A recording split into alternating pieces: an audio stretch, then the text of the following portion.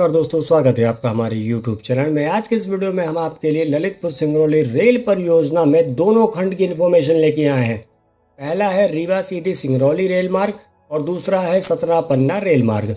ये दोनों रेल परियोजना की जानकारी आपको आज हमारी इसी वीडियो में देखने को मिलेगी। तो सबसे पहले हम आपको बताते चले हमारे रीवा सीधी सिंगरौली रेल मार्ग का क्या हाल चाल है। तो आप सभी को मालूम है कि जो किसान हैं जो नौकरी के लिए धरना प्रदर्शन में गोविंदगढ़ रेलवे स्टेशन में बैठे हुए हैं और काम रेलवे का नहीं करने दे रहे हैं। हालांकि किसानों के द्वारा जो धरना प्रदर्शन किया जा रहा है वो बिल्कुल शांतिपूर्ण धरना प्रदर्शन किया जा रहा है। किसी भी प्रकार की रेलवे की संपत्ति को नुकसान भी नहीं पहुंचाया जा रहा है। ये तारीफे काबिल है कि बाकी किसान रेलवे की किसी भी प्रकार की कोई भी संपत्ति को नुकसान नहीं पहुंचा रहे हैं। आपको बताते चले कि गोविंदगढ़ रेलवे स्टेशन में फिलहाल अभी गिट्टी डालने का काम किया जा रहा है। ट्रेन आई थी वहाँ पे गिट्टी डालने वाली। इनके अलावा ट्रैक को मेंटेनेंस करने के लिए भी वैन आई हुई थी, लेकिन किसानों के द्वारा काम बंद करवा दिया गया शांतिपूर्ण तरीके से। लेकिन ये जानकारी जब ऊपर दी गई तो रेलवे सुरक्षा बल यानी कि आरपीएफ तुरंत मौके पर पहुंच गए। उन्होंने किसानों को समझाइश दी कि काम को ना रोकें, लेकिन किसान नहीं माने।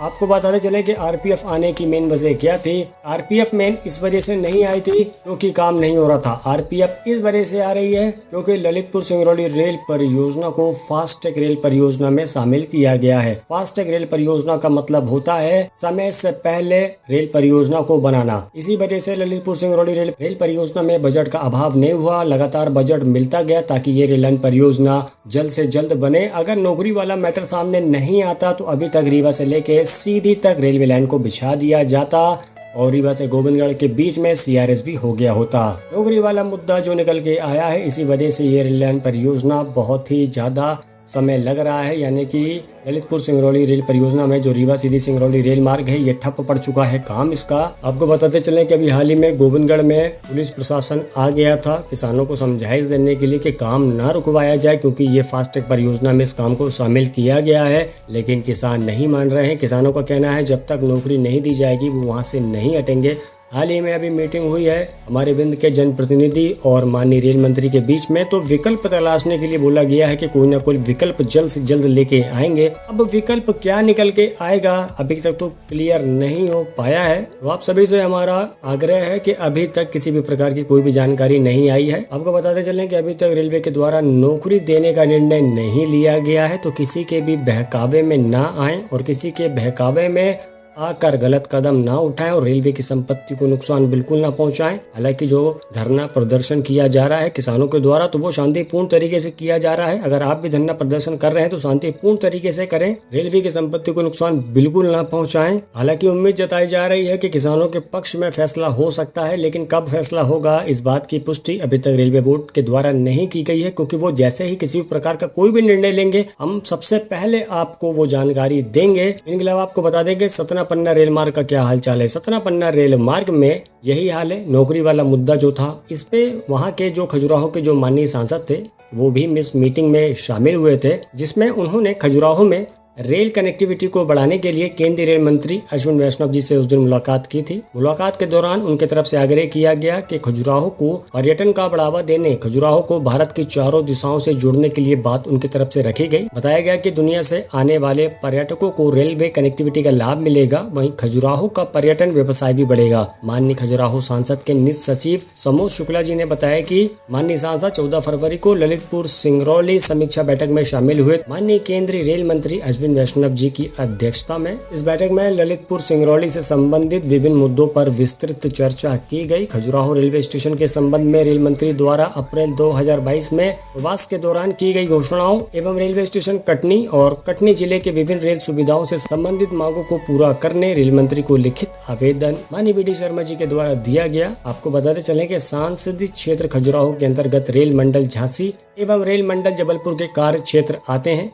रेल मंडल झांसी के अंतर्गत रेलवे स्टेशन खजुराहो एवं ललितपुर सिंगरौली का पन्ना खजुराहो रेलखंड तथा जबलपुर मंडल के अंतर्गत कटनी जिला एवं पन्ना सतना रेलखंड आता है। सांसद ने सांसदीय क्षेत्र खजुराहो से गुजरने वाली ट्रेनों में प्रथम श्रेणी वातानुकूलित लगाए जाने तथा खजुराहो को कोटा आरक्षित करने के संबंध में खजुराहो से भोपाल एवं खजुराहो से वाराणसी के लिए ट्रेन सेवा संचालन के संबंध में बात की गई। इनके अलावा दिल्ली से खजुराहो तक नई वंदे भारत के संचालन की मांग की गई। इनके अलावा खजुराहो रेलवे स्टेशन को विश्व स्तरीय स्टेशन बनाने, छतरपुर जिले में पायलट प्रोजेक्ट्स गुड्स ट्रेन के 2 रेक पॉइंट बनाने एवं ललितपुर सिंगरौली रेल लाइन के खजुराहो पन्ना रेल खंड के लिए पर्याप्त बजट उपलब्ध कराने की मांग माननीय रेल मंत्री से की गई। इनके अलावा माननीय सांसद के द्वारा शीघ्र काम प्रारंभ कराने एवं जबलपुर मंडल के अंतर्गत ललितपुर सिंगरौली रेल लाइन के पन्ना सतना रेल खंड के अंतर्गत कार्य को तेज गति से शीघ्र पूरा करने की मांग की गई। इनके अलावा रेल मंत्री ने सभी अधिकारियों को इस दिशा में काम करने के निर्देश दे दिए हैं। इनके अलावा सबसे बड़ा मुद्दा आता है हमारे सतना पन्ना रेल मार्ग में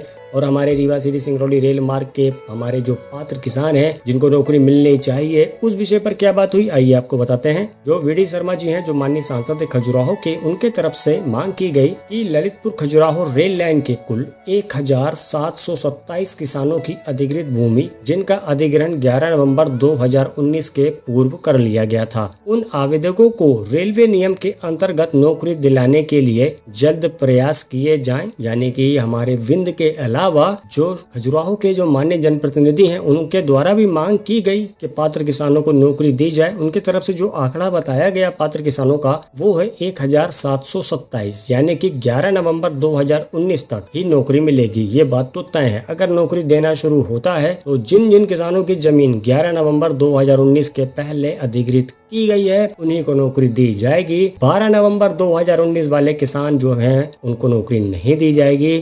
इनके अलावा बताया गया कि Murwara railway station, Katni south railway station, Katni junction एवं खजुराहो रेलवे स्टेशन को अमृत 2 में शामिल किए जाए एवं भारत सरकार एवं केंद्रीय रेल मंत्री के प्रति अपनी क्षेत्रीय जनता की ओर से आभार व्यक्त किया गया है माननीय सांसद वीडी शर्मा जी के द्वारा। आपको बताते चलें कि ललितपुर सिंगरौली रेल परियोजना का मुद्दा बहुत ज्यादा गर्म हो चुका है। दिल्ली तक बात पहुंच चुकी है। कई बार पात्र किसानों को नौकरी नहीं मिल पाई है। इस वजह से पात्र किसान रेलवे का काम नहीं होने दे रहे हैं। आपको बताते चले कि कोई भी रेल परियोजना अगर अपने तय समय सीमा से लेट बनती है तो उस रेल परियोजना की जो लागत होती है वो बढ़ जाती है। हम पिछले 1.5-2 साल से ललितपुर सिंगरौली रेल परियोजना की मॉनिटरिंग कर रहे हैं। पहले किसी भी प्रकार का कोई भी धरना प्रदर्शन नहीं किया जा रहा था, लगातार काम किया जा रहा था, लेकिन अभी कुछ महीने पहले से धरना प्रदर्शन भी शुरू हो गया है। काम को बंद करवा दिया गया। भारतीय रेलवे को इस विषय पर सकारात्मक कार्यवाही करनी चाहिए। पात्र किसानों को नौकरी दे देनी चाहिए। अगर नौकरी देना है तो जल्द से जल्द अब निर्णय ले लिया जाना चाहिए कि पात्र किसानों को नौकरी दे दी जाए, ताकि जो पात्र किसान अनशन करने के लिए, धरना प्रदर्शन के लिए लगातार पिछले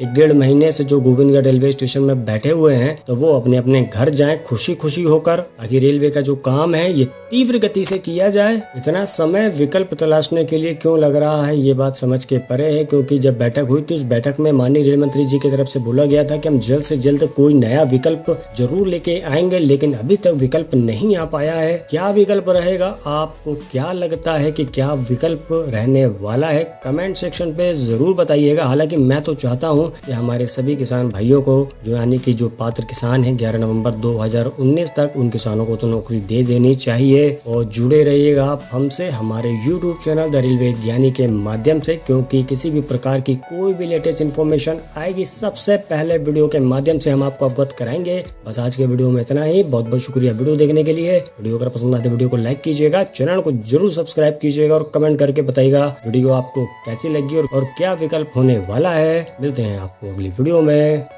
बाय।